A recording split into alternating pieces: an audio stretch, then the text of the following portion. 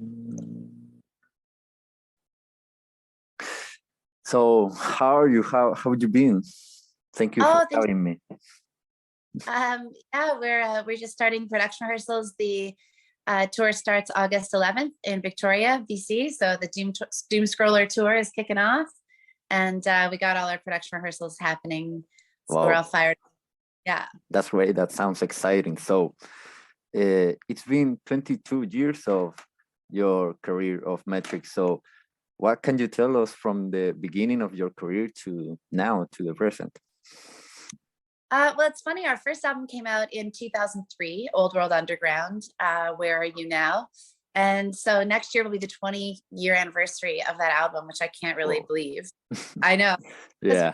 You know, I really love love listening on Spotify. I find a lot of new music that way, and I think it's really cool how you have our whole catalog there on Yeah. Spotify. And right to me, when it's on shuffle and I go between a song from Old World Underground and a song from maybe Art of Doubt from 2019, I don't hear such a big difference. I know it's like a long time, but it's in, I don't know, in the terminology of music, I guess it's maybe not that long time. I feel like the Yeah. exact same. Oh, that's crazy. Yeah. And now with your newest record, Formentera, where does the name come from? Well, so Formentera is an actual place. It's an island in the Mediterranean near Ibiza. I don't know if you've ever been there, No, I but have.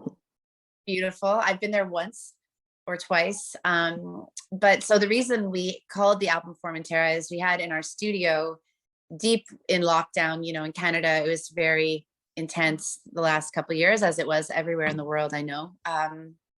But so in a particularly dark period of time, we were like, we need some inspiration.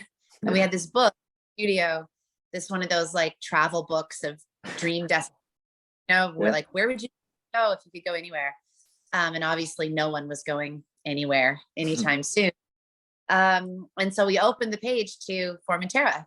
And we thought maybe it would be something we would do every day as an inspiration in the studio, but instead it just stayed on that page. And we wrote the title track that day, and kind of came up with this concept of creating a sonic oasis for people, because so much is out of our control for most of us. And when there's so little that you have power over, sometimes you need to just create an imaginary escape in your mind. Yeah. That's right. So That's yeah, I agree. Yeah, I think the sound of this record is more dark. Was it because the pandemic, basically? I mean, I don't know if that it's darker. When I listen back, I mean, to me, when I listen back to our other albums, like I'm dark, so I'm always in there. I feel like there is, a good amount of hope and happiness, but yeah, I mean, the world is always, it's not like dark, a new theme, particularly like me. So yeah, it's not getting any better. How would you compare Formentera with the record before that, Art of Doubt from 2018? Well, it's funny. It's actually almost like you have to go back one more record, because we made Pagans in Vegas, which was very electronic and had basically no guitars on it. Whoa. And people were really upset. Where the hell's Jimmy? He produced that record, which I also think is you'd think if the guitar player is producing the record that it would have guitar solos everywhere, but no. Then on Pagans in Vegas, we had very little guitar. So then on Art of Doubt, we felt like it was really important to make sure everyone knew the guitars were back, which is why we started Dark Saturday, like huge guitar riffs and like amp noise. So Formentera to me is kind of the equilibrium between those two sides, because we've always been fascinated and interested in exploring electronic music. And we've always had, obviously the anchor of the group is in rock. So we feel like on Formentera, maybe we've hit the sweet spot of having both of those represented. And And last year you released the video of Black Sheep from Scott Pilgrim versus the World, and I think it's a great song. So how was being in that original soundtrack of that also great movie? Yeah, I mean, that was really cool. The author Brian had written this graphic novel, and it was really cool. Edgar and Nigel reached out to us and asked if we had a song that was unreleased. And this was around the time that Fantasies had come out. And for whatever reason, we felt like Black Sheep didn't belong on the album Fantasies. But so we had that song like done. And when I played it for Edgar, he couldn't believe how perfect it was for what they were looking for the film. Mm.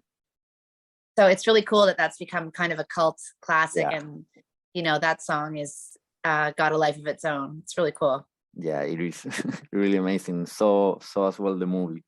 And so I want to talk about one of my favorite Metric records, which is Synthetica, in which you work with Lou Reed in a song. And seeing back your discography, it isn't that common of you guys working, I mean, doing feat with other artists. So if you had the opportunity of working with any other artist, who will you choose? I'd love to do an Albarn. I've always loved Blur. And when we played Coachella, we played the main stage with them when they had their reunion show. And I feel like that would be a good duet. But it'll be hard to beat Lou Reed, but I think that would be great with Damon. Maybe it could be like you know, Gorillaz has been doing like all these, inviting all these artists, so it could be maybe a Gorillaz and Metric. Let's get on. Yeah. Yeah. So, and also you have like all these acoustic covers of your own songs, like Give Me Sympathy and Breathing Underwater. And is there like a possibility, or would you like to make a full acoustic record of your own songs? Yeah, we did actually right before at the end of 2019, Jimmy and I did a thing which we called the Funhouse recordings, which was where we basically reversed the idea of a concert ticket. So instead it was like, you're buying vinyl of this night, and you'll get only the people who are in attendance will get this vinyl, and you can choose, make your requests of songs that you want to hear. And Jimmy and I played the whole thing acoustic, and we ended up, after a while, after everyone that was there got their limited edition, then we did a little box set actually of the Dirt Road recordings, we called them. And that Funhouse vinyl also exists. Like, we love doing those acoustic versions. So we've never done like an album, quote unquote, but we've done those box sets, and I could totally see an album for sure.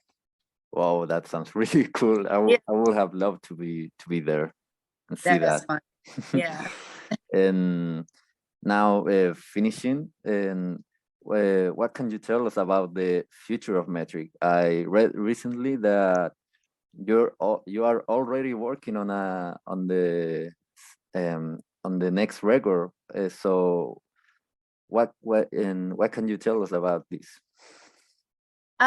Well, we're just, it really feels like this is the beginning of the next chapter with this album, Formentera. We just built a new studio, which is a place that, we really love being. So I think that you'll see, hopefully, more of our best work coming. Synthetica is one of my favorite albums too. So I hope that we can hit that mark again and again. And that's the idea, is just to like keep going. It's a pretty challenging time for musicians right now. It's kind of like so many other things, the world has gone kind of crazy, but we're determined to make it through. So wish us luck. Wow.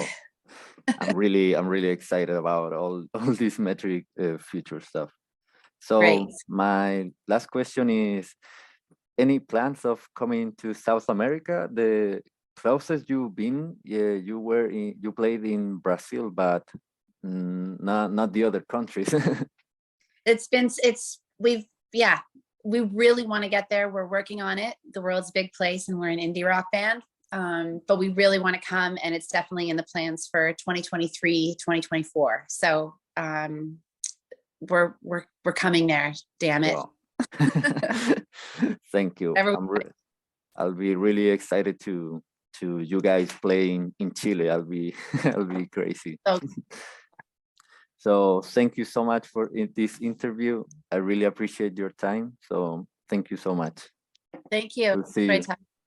Yeah. Bye.